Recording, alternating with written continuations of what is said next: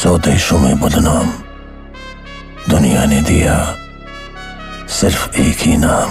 শেষ লড়াইয়ে কিং শাহরুখ খানের কিং টিজারে দেখা গেল এক নতুন খুনাবহ রূপ।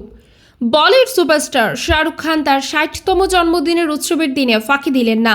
পরিচালক শতার্থ আনন্দ এর সঙ্গে তার যৌথ কাজ কিং এর টিজার প্রকাশ পেয়েছে, যা ইতোমধ্যে নেট দুনিয়ায় ঝড় তুলেছে।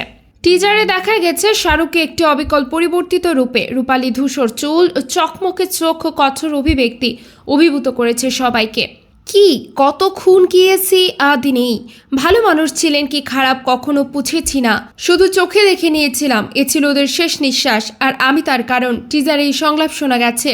একটি দুর্গম বা অনুরূপ পরিবেশ, মুকুট পরিহিত এক সিংহাসন বাহক পুরুষ এবং এক হাতে কিং অফ হার্টস কার্ড ধরা সবকিছুই রহস্য বাড়িয়ে দিয়েছে। পরিচালক শতার্থ আনন্দ এই ছবিকে তার সবচেয়ে বড় অ্যাকশন হিসেবে উপস্থাপন করছেন, যা জনসাধারণকে এক নতুন শাহরুখ খান দেখাবে। ছবিটির প্রযোজনা প্রতিষ্ঠান হল Red Chillies Entertainment and Marflex Pictures. ছবির সার্বিক মুক্তি নির্ধারিত হয়েছে ২০২৬ সালে। এই চরিত্রে শাহরুখ এক রুক্ষ, প্রতিশোধী এবং ভয়ঙ্কর মানসিকতা দৃঢ়ভাবে ফুটিয়ে তুলছেন। এটি তার পূর্বের রোমান্টিক বা হালকা অ্যাকশন ছবির রূপ থেকে একদম আলাদা। টিজারে দেখা গেছে যে ছবিটি শুধুই একদম মনোরম রোমান্স নয়, বরং থ্রিলার, অ্যাকশন, দর্শকপ্রিয় চিত্রকলার একটি মিশ্রণ হতে চলেছে।